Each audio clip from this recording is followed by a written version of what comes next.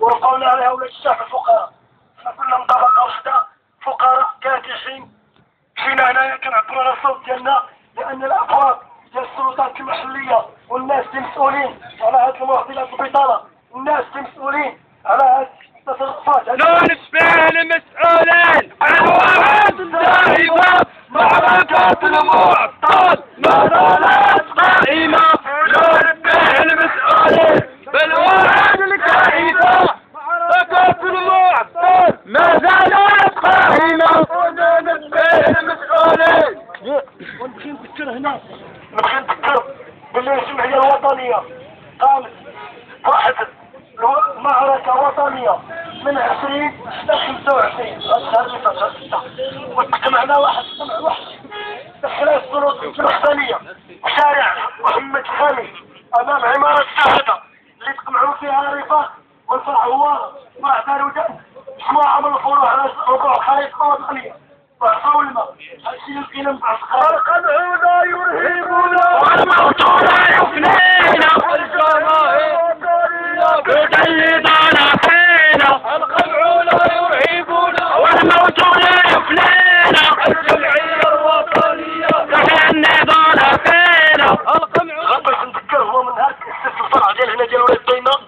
الفرع ديال ولاد ديما دابا تقريبا عنده مسيره نضاليه ديال تقريبا 3 سنين ولا 4 سنين، ولكن فاش شدت المكتب واحد 3 شهور ديال 4 قدمنا طلبات، قدمنا قبل مشينا حتى للعمل الدارودات ودينا لهم واحد الحوار.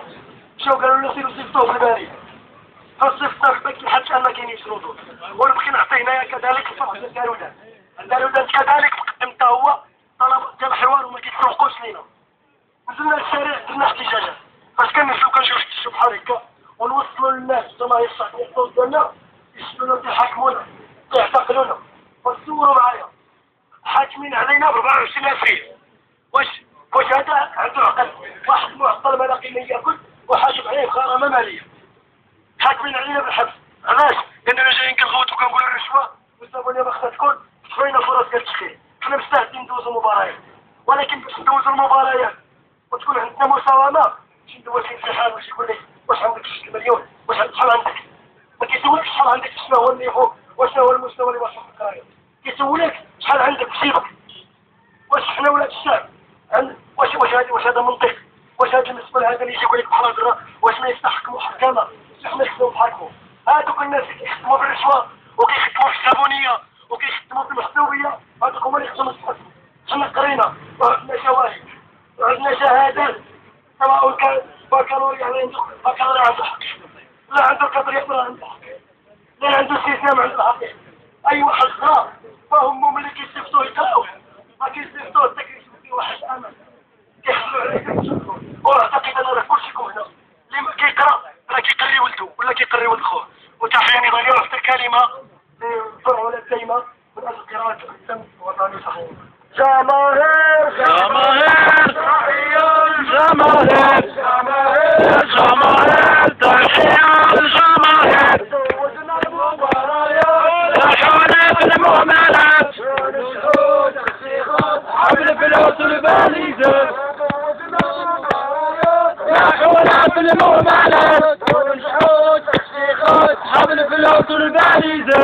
جماهير جماهير تحية الجماهير جماهير جماهير تحية الجماهير. وزوجنا المباريات نحن في المهملات ونشهد التصفيقات حبل فلوس الباليزة. وزوجنا المباريات التصفيقات حبل فلوس الباليزة. تحية مجددا إلى كل الجماهير الشعبية المساندة لنا في هذه الوقفة الاحتجاجية، وإليكم بيان الجمعية الوطنية لحماية الشباب المعطلين في المغرب إثر التدخل الهمجي في حق المعطلين في المعركة الوطنية التي قامت فيها الجمعية على المستوى الوطني في الرباط، وكان تدخل همجي. وإليكم البيان في ظل وضع متسم على المستوى الدولي بتكالب الصالح الإسرائيلية وحليفتها الصهيونية والأنظمة الرجعية على حقوق الجماهير الشعبية والشعوب المضطهدة عبر وسط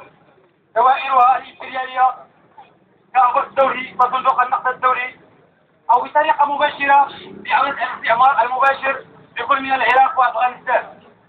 وتنفيذا للإملاءات المؤسسات الإمبريالية يعمد النظام القائم في المغرب إلى تكريس سياسته الطبقية عبر سنه لمجموعة من المخططات التصفوية والفاقدة لكل الأبعاد الوطنية والشعبية والديمقراطية، تستهدف صرف ما تبقى من المكتسبات الاجتماعية والاقتصادية كالشغل، التعليم، السكن، الصحة إلى غير ذلك، والتي تم التصدي لها من طرف الجماهير الشعبية بشكل مجموعة من الانتفاضات الشعبية.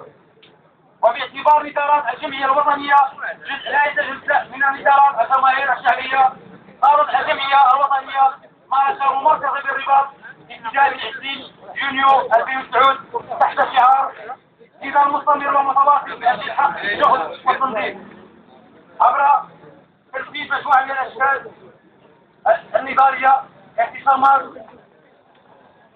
أمام الوزارات التأثير الشعبية والتي شوبهت بتدخل همجي بقوى القمع، نتجت عنه مجموعة من الإصابات البليغة في صفوف المعطلات والمعطلين، ثم تكديسه في سيارة إسعاف بطريقة لا إنسانية ومصادرة اللافذة وممتلكات المعطلين والمعطلات، بالإضافة إلى اعتقال يا نظام لا تقمع هذا حق لا خدام وقت عيام الطفيل غسال غسال وقت عيام الطفيل غسال غسال هي نار المعطل نار خويا غسال هي نار المعطل نار خويا غسال المعطل يد في اليد وحدتنا لازم تصمت المعطل يد في اليد وحدتنا لازم تصمت الجمعية الوطنية بتكريس الهوية الجمعية الوطنية بتكريس الهوية ويا نظام لا تسمع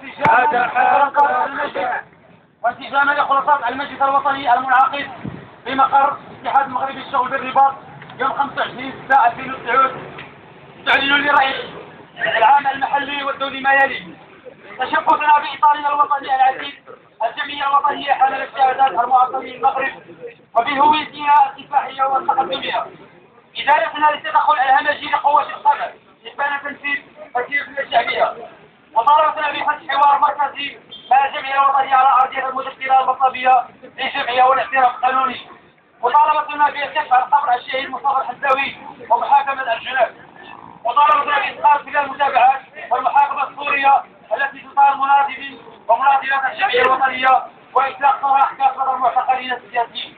تضامننا المبدئي والله مشروط مع نضالات الجماهير الشعبية، طلبة، عمال، فلاحين وكل المضطهدين. تضامننا المبدئي والله مشروط مع نضالات الشعوب من أجل الحرية والاستيثاق، فلسطين، العراق، أفغانستان. تحياتنا إلى كافة الإطارات التقدمية المؤازرة لنضالات الجمعية الوطنية، وعاشت الجمعية الوطنية إطارا ثابتا ومكافحا المجد والخلود بشهيدي الجمعية مصطفى الحزاوي ونجي هدايا عن المجد الوطني.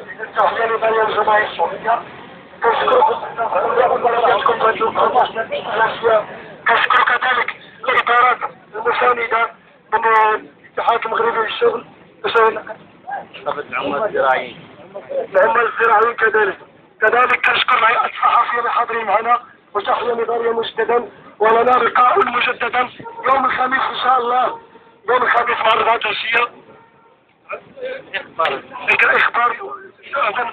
كانت الإخبارات العضو المكتب التنفيذي للجمعية الوطنية لحماية الشباب. أنا تحية نضالية لجميع المعطلين والمعطلات، تحية نضالية للعمال الزراعيين المساندين للجمعية الوطنية، تحية للجماهير الشعبية.